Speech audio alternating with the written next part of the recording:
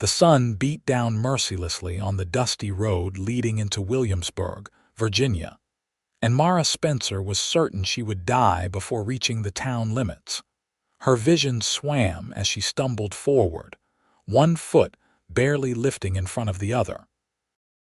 The world tilted sideways, and she caught herself against a wooden fence post, her fingers trembling as they gripped the weathered wood.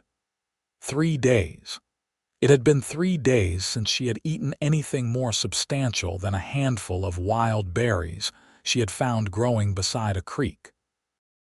Her stomach had stopped growling hours ago, replaced by a hollow, gnawing ache that seemed to consume her from the inside out. The year was 1878, and Mara had been traveling alone for nearly 2 weeks since her father's death. He had been a traveling preacher, and they had been making their way through Virginia when fever took him suddenly. She had buried him herself, her hands blistering as she dug in the hard earth with a broken shovel she had found abandoned by the roadside. After that, she had nothing. No money, no food, no family waiting for her anywhere. Her mother had died when she was young, and her father had been all she had in the world. Williamsburg shimmered in the distance like a mirage. She could make out the shapes of buildings, the church steeple rising above them all. Just a little further, just a few more steps. But her legs refused to obey her mind's commands. The edges of her vision darkened and she felt herself sinking, the ground rushing up to meet her. Strong arms caught her before she hit the dirt. "Whoa there, miss, I have got you." The voice seemed to come from very far away, muffled as if she were underwater. She tried to focus on the face above her, but everything was spinning.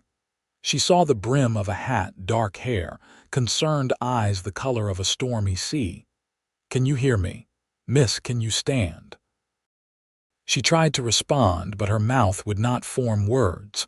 Her head lolled against what she dimly realized was a chest, solid and warm. She could hear a heartbeat, steady and strong, so different from her own rapid, thready pulse. "Good Lord, you are burning up. When did you last eat?" The man's voice was gentle but urgent. She felt herself being lifted, cradled like a child, and then there was movement. The world swayed and bobbed, and she surrendered to the darkness creeping in at the edges of her consciousness. When awareness returned, she found herself sitting in shade, her back propped against what felt like a wagon wheel. The spinning in her head had slowed slightly, though everything still felt distant and dreamlike.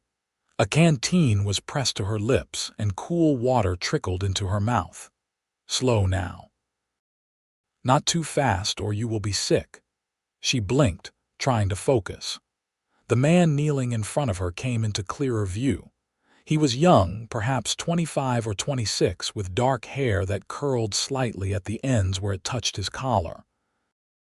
His face was sun-bronzed and honest, with strong features and those remarkable gray eyes that watched her with genuine concern. He wore the dusty clothes of a working cowboy, denim pants and a worn shirt, a bandana tied around his neck. "Easy," he said again, pulling the canteen away when she tried to drink too quickly. "You will make yourself sick." "Please," she managed to whisper, her voice cracking. The world tilted again and she gripped his arm to steady herself. "I need." He seemed to understand immediately. Setting the canteen aside, he reached into a saddlebag that sat nearby and pulled out a cloth-wrapped bundle. When he unwrapped it, she saw bread, cheese, and dried meat. It was not much, but to her starving eyes it looked like a feast. "This is all I have got until I reach town," he said, his voice quiet. "But you need it more than I do." He held the food out to her, and when she just stared at it, unable to believe what he was offering, he pressed it into her trembling hands. "Eat, please." Those 2 words, spoken with such simple kindness, broke something inside her. Tears spilled down her cheeks as she brought the bread to her mouth with shaking hands. She forced herself to take small bites, even though every instinct screamed at her to devour it all at once. The bread was slightly stale but tasted better than anything she could remember eating. The stranger sat back on his heels, watching her with those steady gray eyes, making sure she did not eat too quickly. "What is your name?" he asked after a few moments. "Mara," she whispered between bites. "Mara Spencer." "I am Ethan Owens," he said. "Where are you coming from, Miss Spencer? Where is your family?" The question made fresh tears spring to her eyes. She swallowed hard, forcing down both the food and the emotion. "Dead. My father died 2 weeks ago, fever. I have been trying to reach Williamsburg ever since." His expression softened with sympathy. "I am sorry. Do you have anyone in Williamsburg? Family? Friends?" She shook her head, taking another small bite of cheese. "No one. I was hoping to find work, but—" She gestured helplessly at herself, her torn and dusty dress, her tangled hair. She knew she must look like a beggar.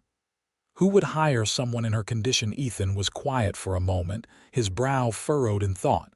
Then he stood, dusting off his pants. "Well, you are in luck. I work at the Sterling Ranch just outside of town. The owner, Mrs. Alina Sterling, is always looking for help around the house. She is a widow, runs the whole operation herself with just a few of us hired hands. She is tough but fair, and she has got a good heart. I think she would take you on if I put in a word." Mara looked up at him, hardly daring to hope. "You would do that, but you do not even know me." "I know you need help," Ethan said simply. "And I know what it is like to have nowhere else to turn. When I was 17, I found myself alone too. Someone helped me then. I figure the least I can do is pass that kindness along." She finished the last of the food, already feeling strength beginning to return to her limbs. It would take more than one meal to fully recover, but it was a start. "Thank you," she said, the words feeling wholly inadequate for what he had done. "I do not know how to repay you." "No need for repayment," Ethan said, extending his hand to help her to her feet. "Can you ride?" She nodded, though she swayed slightly when she stood. Ethan steadied her with a hand on her elbow, his touch gentle but firm. His horse, a sturdy bay gelding, stood nearby, grazing on the sparse grass beside the road. "He is calm as a lamb," Ethan assured her, leading her toward the animal. "His name is Copper. He will not give you any trouble." He helped her mount first, his hands respectful as he boosted her into the saddle. Then he swung up behind her, reaching around to gather the reins. She was acutely aware of his presence at her back, solid and warm, his arms on either side of her as he guided the horse toward Williamsburg. "Lean back if you need to," he said quietly. "I have got you." As they rode, Mara found herself relaxing despite the strangeness of the situation. There was something inherently trustworthy about Ethan Owens, something in the gentleness of his voice and the genuine concern in his eyes that made her feel safe for the first time in weeks. "How long have you worked at the Sterling Ranch?" she asked, partly to stay awake and partly because she wanted to know more about this man who had saved her life. "Going on 8 years now," Ethan replied. "Started there when I was 18. Mrs. Sterling's husband was still alive then, good man. Taught me everything I know about horses and cattle. When he passed 5 years back, Mrs. Sterling kept us all on. Some said she would not be able to run the place without a man in charge, but she proved them all wrong." There was admiration in his voice when he spoke of his employer. Mara stored that information away, hoping it meant the woman would indeed be willing to give her a chance. As they drew closer to town, Williamsburg took shape around them. It was a modest settlement, typical of Virginia towns in the late 1870s. There was a main street with a general store, a saloon, a church, and various other establishments. People moved about their business, stopping to watch as Ethan rode past with a strange woman in his saddle. Mara felt self-conscious under their stares, acutely aware of how she must look. But Ethan did not seem bothered by the attention. He nodded politely to those who greeted him and kept Copper moving at a steady pace through town and out the other side. The Sterling Ranch lay about 2 miles beyond Williamsburg's limits, nestled in a valley between rolling hills. As they crested the final rise, Mara got her first view of the spread. It was larger than she had expected, with a substantial 2-story house painted white, a big red barn, several outbuildings, and extensive corrals. Cattle grazed in the pastures beyond, and she could see horses in the near paddock. "It is beautiful," she said softly. "It is a good place," Ethan agreed. "Mrs. Sterling works hard to keep it that way." He guided Copper up to the main house and dismounted, then helped Mara down. Her legs were wobbly, but she managed to stand on her own. Ethan looped the reins over the hitching post and gestured for her to follow him up the porch steps. Before he could knock, the front door opened. A woman in her mid-50s stood in the doorway, her silver-streaked dark hair pulled back in a neat bun. She had sharp blue eyes that missed nothing, taking in Mara's bedraggled appearance with a single sweeping glance. "Ethan," she said, her voice cultured but with an underlying strength. "Who is this?" "Mrs. Sterling. This is Miss Mara Spencer. I found her on the road, nearly collapsed from hunger and exhaustion. Her father recently passed, and she has nowhere to go. I was hoping you might have worked for her." Mrs. Sterling's expression softened slightly as she looked at Mara. "Is this true, child?" "Yes, madam," Mara said, fighting to keep her voice steady. "I can work hard. I helped my father for years, keeping house while we traveled. I can cook, clean, tend gardens. Whatever you need, I will do it." The older woman studied her for a long moment, and Mara held her breath. Finally, Mrs. Sterling nodded. "Very well. You will stay in the small room off the kitchen. Meals are included, and I will pay you $3 a week. In exchange, you will help with the household work and cooking." Lord knows I could use the help. I have been trying to run this entire house myself while also managing the ranch accounts.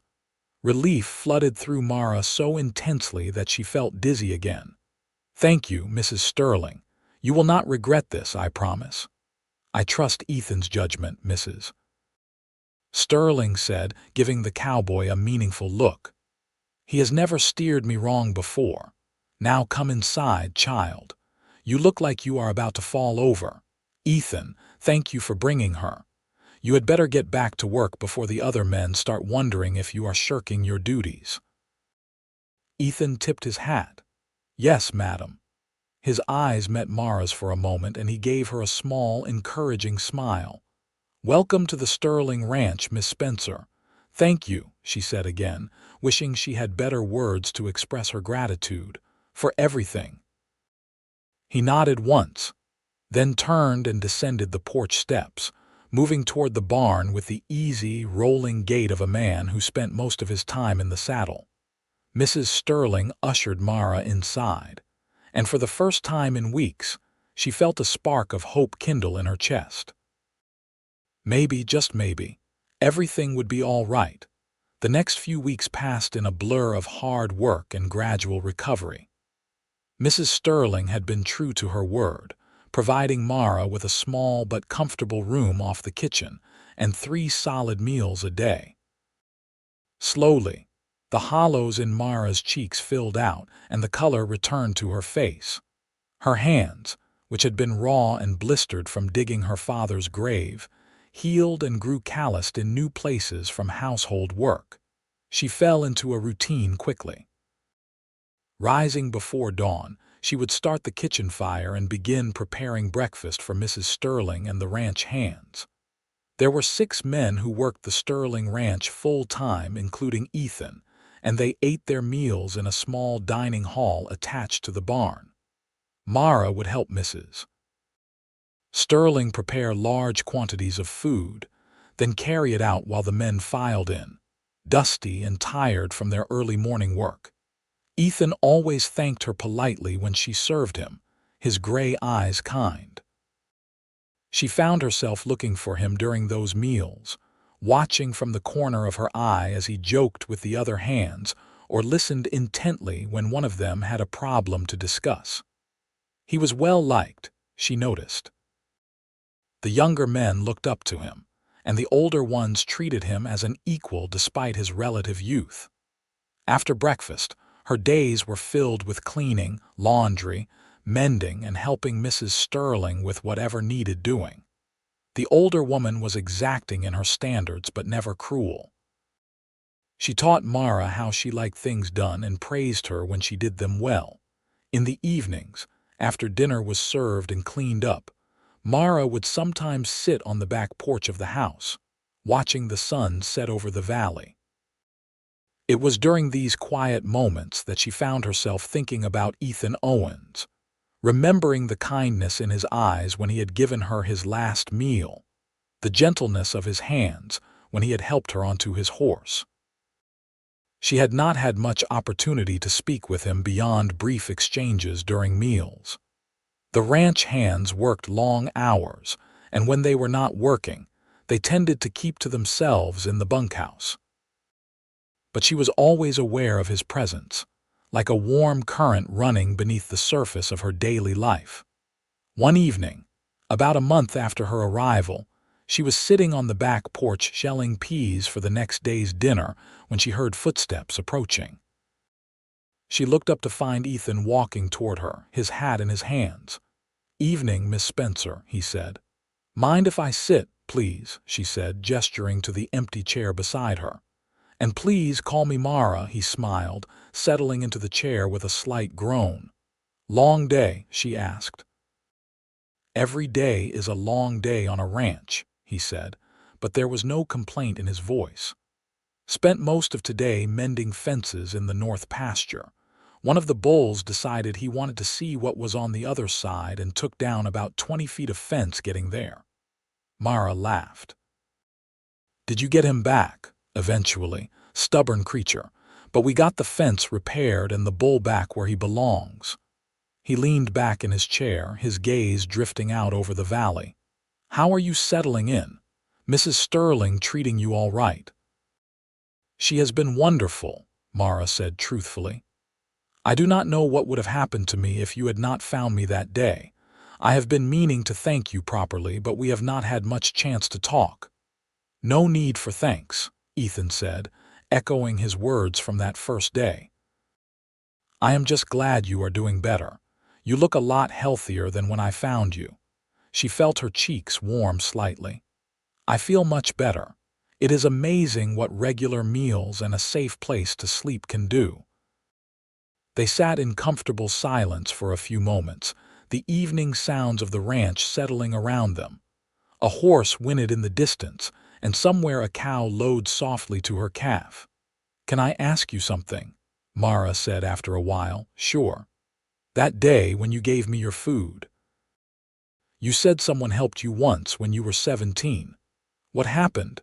Ethan was quiet for a moment, his fingers tracing idle patterns on the arm of his chair. "My parents died in a fire," he said finally. "Our house burned down with them in it.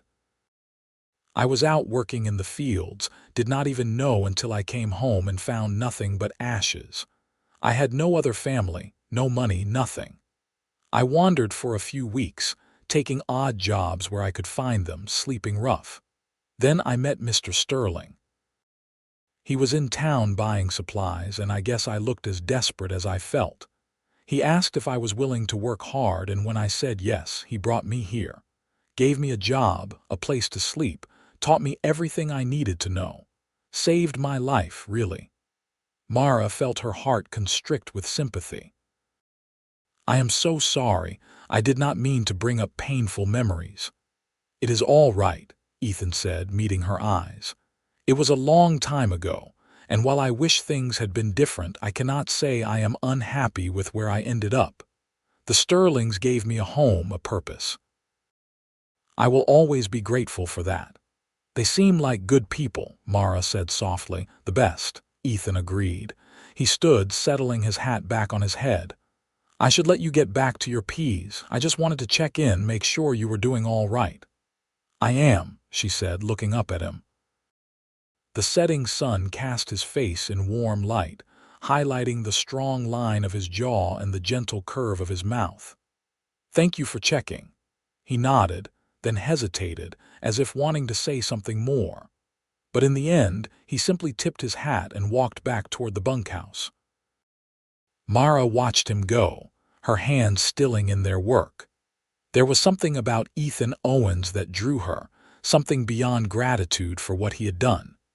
She barely knew him, but she found herself wanting to know more, wanting to understand what lay behind those thoughtful gray eyes. As summer deepened into fall, Mara and Ethan found more opportunities to talk.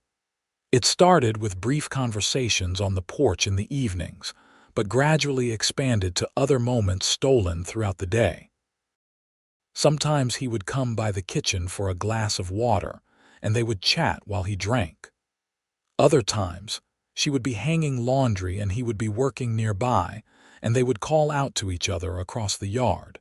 She learned that he was 26, 3 years older than her. He loved horses more than cattle, though he was skilled with both. He had a younger sister somewhere, married and living in North Carolina, but they had lost touch after their parents died.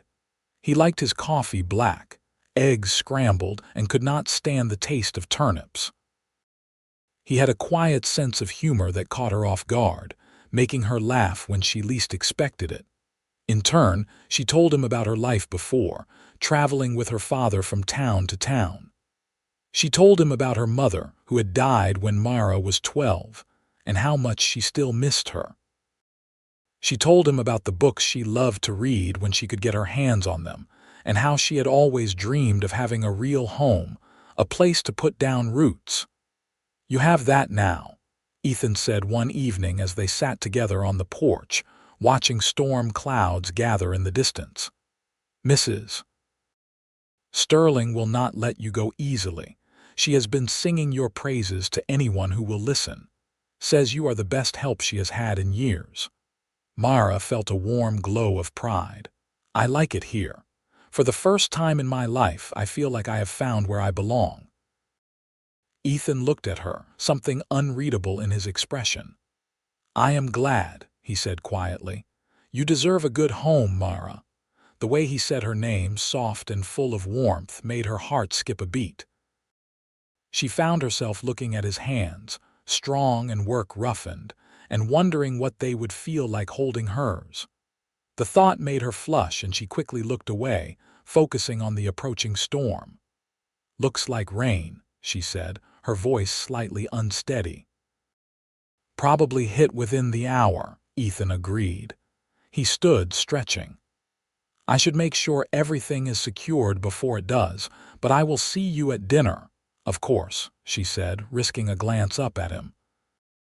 He smiled at her, and in that moment, she knew with absolute certainty that what she felt for Ethan Owens was more than gratitude, more than friendship.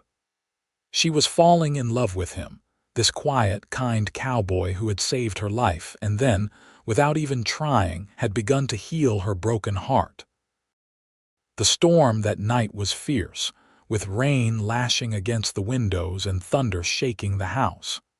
Mara lay in her small bed, listening to the fury of the weather and thinking about Ethan. Was he safe in the bunkhouse? Were the other men all right? She knew ranches sometimes had to deal with emergencies during bad weather. The worry kept her awake long into the night. In the morning, she learned her concerns had been justified.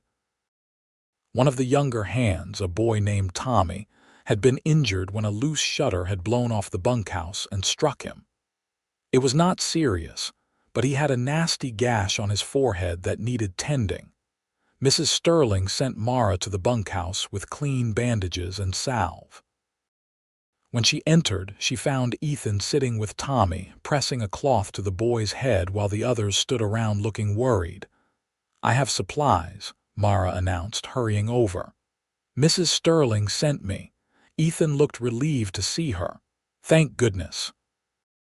"I think he is all right, but head wounds bleed something terrible." Mara took over, cleaning the wound with gentle efficiency while Tommy tried to act brave. It was not as bad as it looked, and once she had it properly cleaned and bandaged, she pronounced him fit for light duties only. "No heavy work for at least a week," she instructed firmly. "You need time to heal." Tommy nodded, looking both relieved and disappointed. He was only 19 and eager to prove himself, but even he could see the sense in her words. After she finished with Tommy, Ethan walked her back to the house. The storm had passed, leaving everything clean and fresh-smelling. "You have got a gentle touch," Ethan said. Tommy barely flinched. "My mother taught me some basic nursing," Mara explained. "She used to help tend to sick folks in the towns we visited. I learned from watching her. Your mother sounds like she was a good woman." "She was," Mara said, her voice soft with memory. "I wish you could have met her. I think you would have liked her." "I am sure I would have," Ethan said.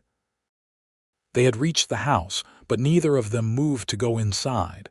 They stood there in the morning sunlight, looking at each other. "Mara," Ethan said, and something in his tone made her breath catch. "I have been wanting to ask you something." "Yes." "Would you maybe want to take a walk with me sometime? After dinner, when you are finished with your work. I know a spot by the creek that is real pretty. I think you would like it." Her heart soared. "I would like that very much."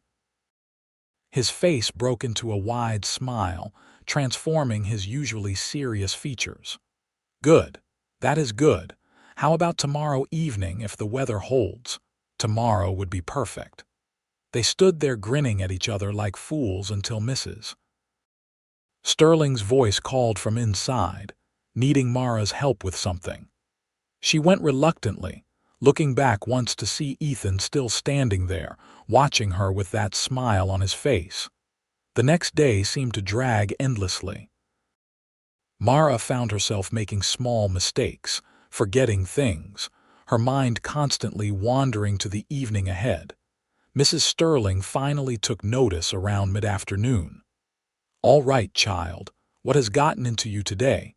You have been floating around like your head is in the clouds." Mara felt her cheeks heat. "I am sorry, Mrs. Sterling, I will focus better." The older woman studied her for a moment, then her expression softened into something almost like amusement. "It would not have anything to do with a certain cowboy, would it?" Mara's blush deepened. "Ethan asked if I would take a walk with him this evening." "Did he now?" Mrs. Sterling's smile grew. "Well, it is about time. You two have been dancing around each other for weeks. Ethan is a good man, Mara, one of the best I have ever known. If you are interested in him, you will not find better." "I am interested," Mara admitted quietly. "Very interested." "Then I suggest you finish up your work so you can go freshen up before dinner, and take your time this evening. I can manage cleanup on my own for once." "Mrs. Sterling, I could not ask you to do that." "You are not asking." "I am telling. Now go on, finish those dishes so you can make yourself pretty." Mara worked with renewed energy, finishing her tasks in record time. She had just enough time to wash up and change into her best dress, a simple blue cotton that Mrs. Sterling had helped her make from fabric bought in town. It was nothing fancy, but it was clean and neat and made her feel pretty. When she came out for dinner, she caught Ethan staring at her. He had cleaned up too, she noticed, his hair still damp from washing, wearing a clean shirt. Their eyes met across the dining hall and he smiled. After the meal, which Mara barely tasted, they set off together toward the creek. It was a beautiful evening, the air warm but not too hot, the sky beginning to take on the golden hues of sunset. "You look real nice," Ethan said as they walked, and she noticed he seemed almost nervous. "Thank you. So do you." They walked in silence for a bit, but it was not uncomfortable. The path led down through a stand of trees and opened up onto a small clearing beside a creek. The water bubbled over smooth stones, catching the light of the setting sun. Wildflowers grew along the banks, and a large, flat rock jutted out over the water. "This is beautiful," Mara breathed. "I come here sometimes when I need to think," Ethan said. "It is peaceful." They sat on the flat rock, their legs dangling over the side. Their shoulders were close but not quite touching. Mara could feel the warmth radiating from him, could smell the clean scent of soap and something else, something uniquely Ethan. "Mara," he said after a while, his voice quiet. "I want to be honest with you about something." She turned to look at him, her heart suddenly pounding. "All right. That day I found you on the road when I gave you my food. That was not just kindness. I mean it was, but it was more than that too." He paused, seeming to gather his thoughts. "When I saw you there, so desperate and alone, something in my chest just cracked open. I knew I had to help you, had to make sure you were all right. And then, these past months getting to know you, I have realized something." He turned to face her fully, taking her hands in his. His palms were warm and calloused, and Mara felt her breath catch. "I am falling in love with you," Ethan said, his gray eyes intense and honest. "I know it has not been that long, and maybe it is too soon to say such things, but I have never been good at hiding what I feel. You are the most amazing woman I have ever met. You are strong and kind and brave, and every day I find myself looking for excuses to see you, to talk to you. I understand if you do not feel the same way, but I needed you to know." Mara felt tears prick her eyes, but they were good tears, joyful tears. "Ethan," she said, her voice thick with emotion, "I have been falling in love with you too. I think I started that very first day when you looked at me with such kindness and said, 'Eat, please.' No one has ever cared for me like that before, with no expectation of anything in return. And then getting to know you, seeing what a good man you are, how gentle and thoughtful and strong. I love you, Ethan Owens. I love you so much." His face broke into the most beautiful smile she had ever seen. "Really, you mean it, with all my heart." He cupped her face in his hands, his touch achingly gentle. "May I kiss you, please?" she whispered, echoing his words from that first day when his lips met hers. It was like coming home. The kiss was soft and sweet, full of promise and hope and all the feelings that had been building between them for months. Mara's hands came up to rest on his chest, feeling his heart pounding beneath her palms.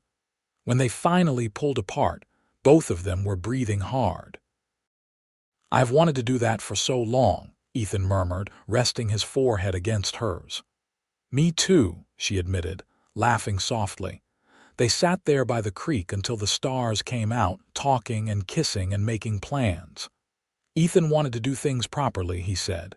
He would speak to Mrs. Sterling, ask for permission to court Mara officially. If she agreed, which he thought she would, they would take their time, do things right. "I want to marry you someday," he said, his arm around her shoulders as she leaned against him. "If you will have me. I do not have much to offer, just my wages and whatever future I can build, but I promise I will work hard to give you a good life." "You are all I need," Mara said, turning to kiss him again. "Everything else is just details." When they finally returned to the ranch, they found Mrs. Sterling waiting on the porch, a knowing smile on her face. "I take it the walk went well?" she asked. Ethan cleared his throat. "Mrs. Sterling, I would like your permission to court Mara. My intentions are completely honorable. I love her and I want to do this right." Mrs. Sterling looked between them, her expression fond. "You have my permission, Ethan, and my blessing. I could not ask for a better man for Mara." "Thank you, madam," he said, relief evident in his voice. "Now it is late and you both have work in the morning.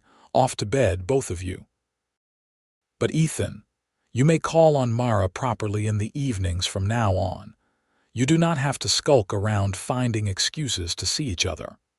They both laughed, exchanging one more lingering look before parting for the night.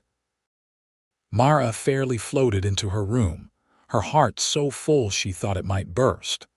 She had come to Virginia broken and starving, certain she was going to die alone on that dusty road. Instead, she had found not just a home and safety, but love. True, deep, wonderful love with a man who valued her for who she was. The courtship that followed was sweet and proper. Ethan would come to the house after dinner, and they would sit together on the porch or take walks around the property. He was always respectful, always mindful of her reputation, but the love between them was evident to everyone on the ranch. The other hands teased Ethan mercilessly, but he took it all in good humor. Mara noticed how he would smile when they joked about him being lovesick, not denying it, proud to be courting her. As fall turned to winter, their relationship deepened. They talked about everything, their hopes and dreams and fears. Ethan told her about his wish to someday have his own small ranch, nothing as grand as the Sterling place, but something he could build himself. Mara shared her dream of having a real home, filled with children and love and stability. "We will have it," Ethan promised her one cold December evening as they sat bundled together on the porch, watching snow begin to fall. "I have been saving my wages. It will take a few more years, but I will get us there. I promise you, Mara, I will give you the home you have always wanted." "I already have everything I need," she said, kissing his cold cheek. "As long as I have you." On Christmas Eve, after the ranch had settled down for the night, Ethan came to find Mara in the kitchen where she was finishing up the last of the dishes. He looked nervous, his hat in his hands, and she set down her dishcloth with a questioning look. "Ethan, is everything all right?"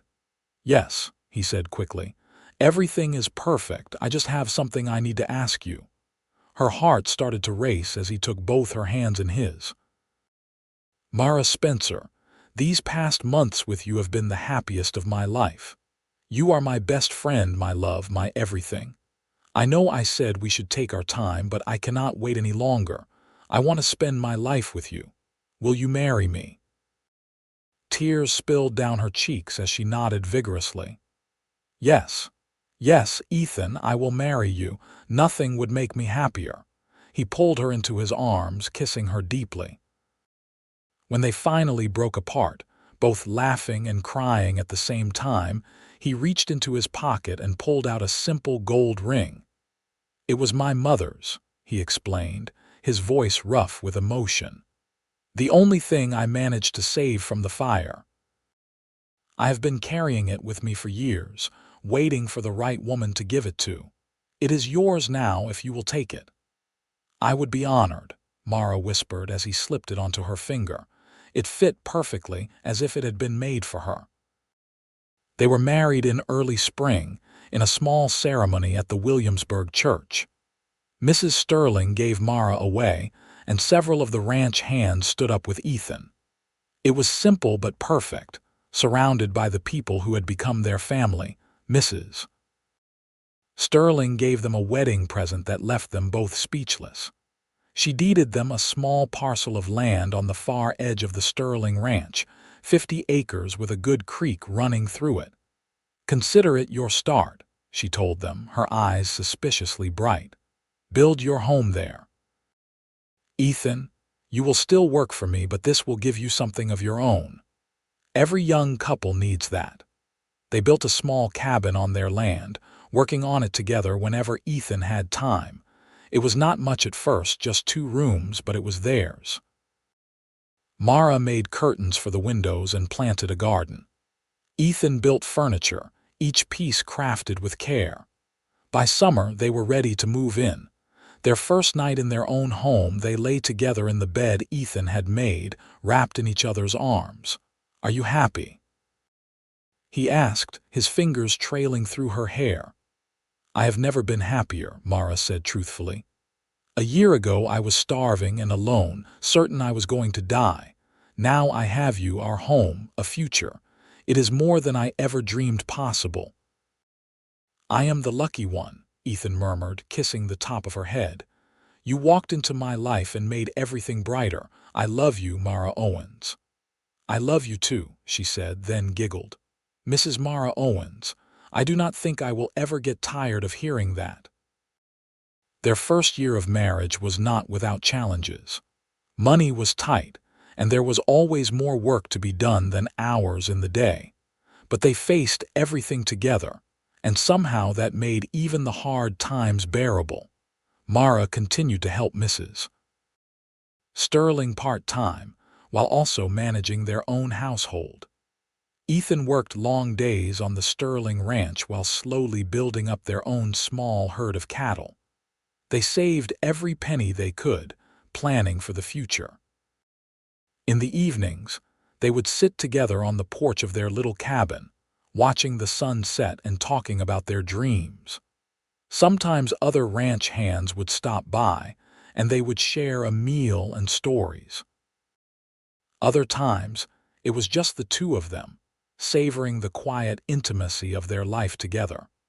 One evening in late autumn, about 18 months after their wedding, Mara had something important to tell Ethan. She had known for a few weeks, but had wanted to be certain before saying anything. She prepared his favorite meal, pot roast with vegetables, and waited nervously for him to come home. When he walked through the door, tired and dusty from a day spent moving cattle, his face lit up the way it always did when he saw her. "Something smells amazing," he said, kissing her hello. "I made your favorite," she said, her voice a little unsteady with nerves and excitement. He noticed immediately, studying her face with concern. "Are you all right? You seem anxious." "I am fine," she assured him. "Better than fine. But I have something to tell you, and I am not sure how you will feel about it." Ethan took her hands, his expression serious now. "You can tell me anything, Mara, you know that." She took a deep breath. "I am with child. We are going to have a baby." For a moment he just stared at her and her heart sank.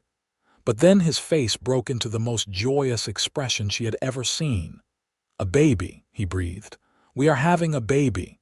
"Yes," she said, laughing as he swept her up in his arms and spun her around.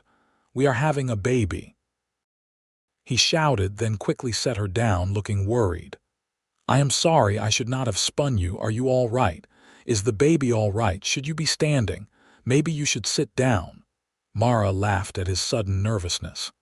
"I am fine, Ethan. We are both fine." "But you are going to be a father." He pulled her close, his arms gentle but firm around her. "I cannot believe it," he murmured into her hair. "We are going to be parents." "Are you happy?" she asked, though she could already see the answer in his eyes. "Happy does not even begin to cover it," he said. "This is the best news you could have given me. A baby.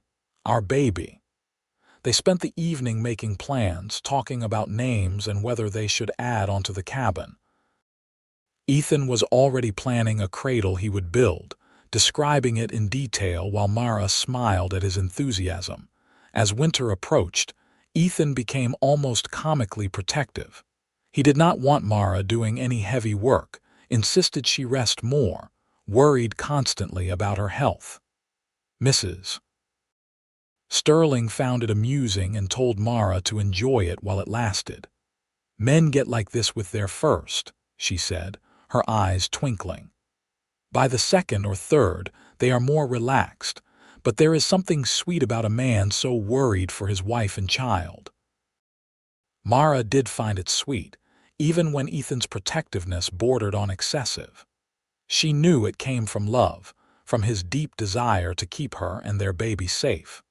The baby came in early May, on a warm spring morning when the world was green and fresh with new life. The labor was long and difficult, and there were moments when Mara feared she would not make it through. But Ethan was there the whole time, holding her hand, encouraging her, refusing to leave even when Mrs. Sterling suggested he might be more comfortable waiting outside. When their son finally entered the world with a lusty cry, Mara saw tears streaming down Ethan's face. "A boy," the midwife announced, cleaning the baby and wrapping him in a soft blanket. "Healthy and strong." She placed the baby in Mara's arms, and Mara looked down at her son with wonder. He had a shock of dark hair like his father and was already trying to open his eyes. "He is perfect," she whispered. "Just like his mother," Ethan said, kissing her forehead. "You were so brave, Mara. I am so proud of you." They named him Samuel James after both their fathers. Little Samuel was a good baby, healthy and alert. Ethan was a devoted father from the start, getting up with Mara during night feedings, changing diapers without complaint, spending every free moment with his son. Watching him with Samuel, seeing the gentleness in his hands and the love in his eyes, Mara fell even more deeply in love with her husband. He was everything she had never dared to hope for, a man who loved her completely and gave the same devotion to their child. As Samuel grew from infant to toddler, their little cabin felt smaller but fuller, bursting with love and laughter. Ethan added 2 more rooms, giving them more space. He also began to seriously build up their cattle operation, with Mrs. Sterling's help and advice. By the time Samuel was 3, they had a respectable small herd and were turning a modest profit. It was not enough to live on entirely, so Ethan still worked for Mrs. Sterling, but it was a start. Their dream of having their own ranch was slowly becoming reality. One evening, as they sat on their porch watching Samuel play in the yard, Ethan took Mara's hand. "Do you remember that day I found you on the road?" he asked. "Every detail," she said. "How could I forget?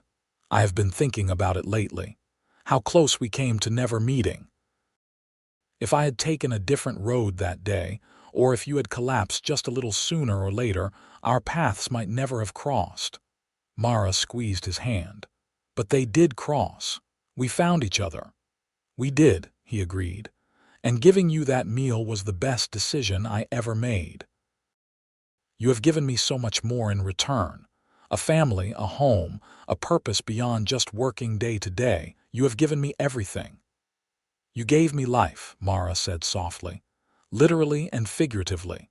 I was dying that day, Ethan, in body and in spirit. You saved me." "We saved each other," he corrected, pulling her close. "And we will keep saving each other every day for the rest of our lives."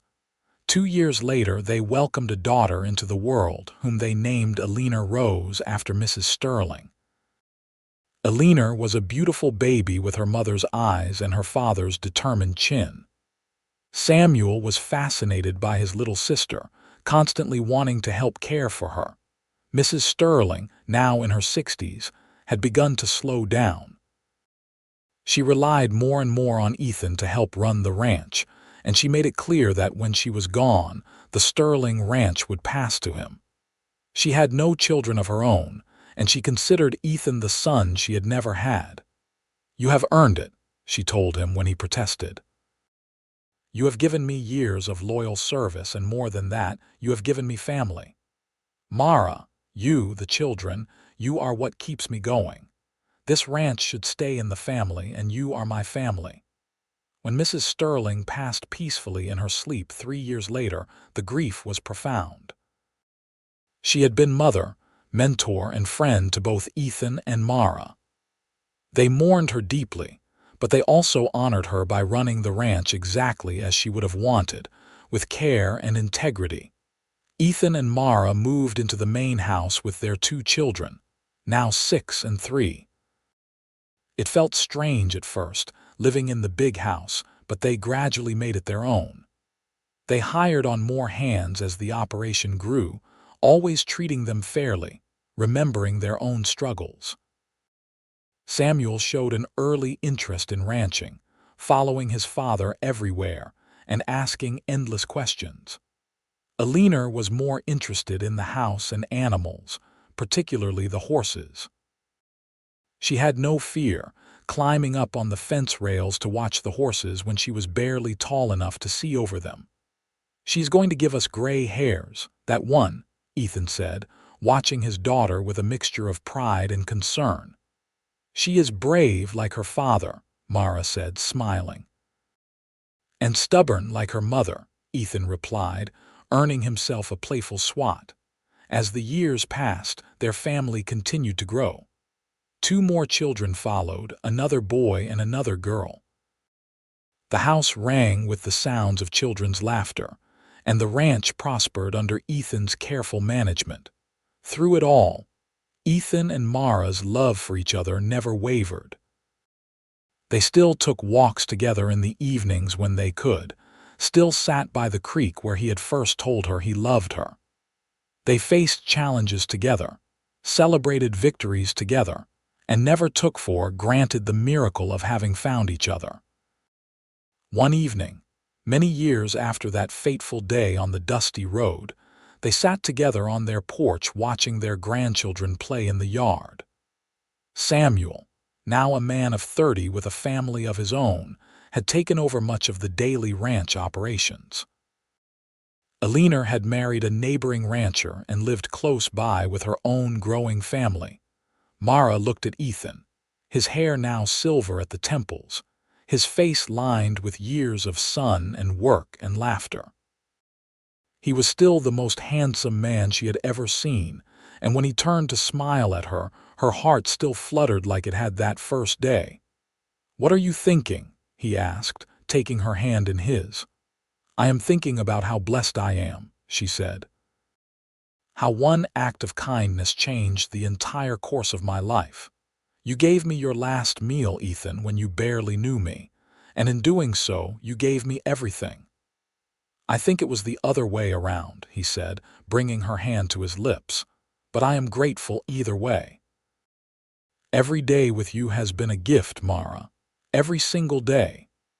As the sun set over the valley, painting the sky in shades of gold and pink, they sat together in comfortable silence, their hands clasped, watching their legacy play out before them. 4 children, 12 grandchildren so far, and a ranch that would continue for generations. But more than that, a love story that had begun with 2 simple words on a dusty road. "Eat, please." Those words had changed everything, had set in motion a lifetime of love and happiness. And as Mara leaned her head on her husband's shoulder, feeling the solid warmth of him beside her, she silently thanked God for the hunger that had nearly killed her, because without it, she never would have found the man who became her whole world. The stars began to appear overhead, the same stars that had witnessed their first kiss by the creek all those years ago. And as Ethan's arm came around her shoulders, pulling her close, Mara knew that this was what true happiness felt like. Not the absence of struggle or hardship, but the presence of love strong enough to weather any storm. Their story had begun with an ending, with Mara certain she was drawing her last breaths on that lonely road. But Ethan had given her life, had given her hope, and in return, she had given him a reason to believe in love again. Together, they had built something beautiful, something lasting. As they rose to go inside, calling their grandchildren in for supper, Mara took one last look at the land spread out before them. Somewhere out there was that dusty road where a starving young woman had fallen, and a kind cowboy had stopped to help. That road had led them here, to this moment, to this life, and she would not change a single thing. Inside the house, warmth and light and laughter waited. Their children and grandchildren gathered around the long table, voices overlapping in happy chaos. Ethan stood at the head of the table, meeting Mara's eyes across the crowded room, and in his gaze she saw everything they had built together, everything they had become. Later that night, after everyone had gone home and the house was quiet, they lay together in their bed, the same bed they had shared for over 40 years. "I love you, Mara Owens," Ethan whispered in the darkness, "now and always." "I love you too," she replied, settling into the curve of his body where she fit perfectly. "Thank you for saving me. Thank you for letting me," he said, kissing her hair. They fell asleep that way, wrapped in each other's arms, hearts beating in sync. Outside, The Virginia night was peaceful and still, the stars shining down on the Sterling Ranch and all who lived there. The road that had brought Mara to this place had been long and difficult, filled with loss and hardship. But it had led her to love, to family, to home. And every morning when she woke beside the man who had given her his last meal with the simple words, "Eat, please," she was reminded that the darkest moments can lead to the brightest futures. Their love story was not one of grand gestures or dramatic declarations, though those had their place. It was a story of kindness meeting desperation, of two lonely souls finding each other against all odds. It was a story of building a life together, one day at a time, with hard work and dedication and unwavering commitment. It was, quite simply, a story of love in its truest, most enduring form. And it all began with a cowboy, a dying woman, and two words that changed everything. "Eat, please," the end.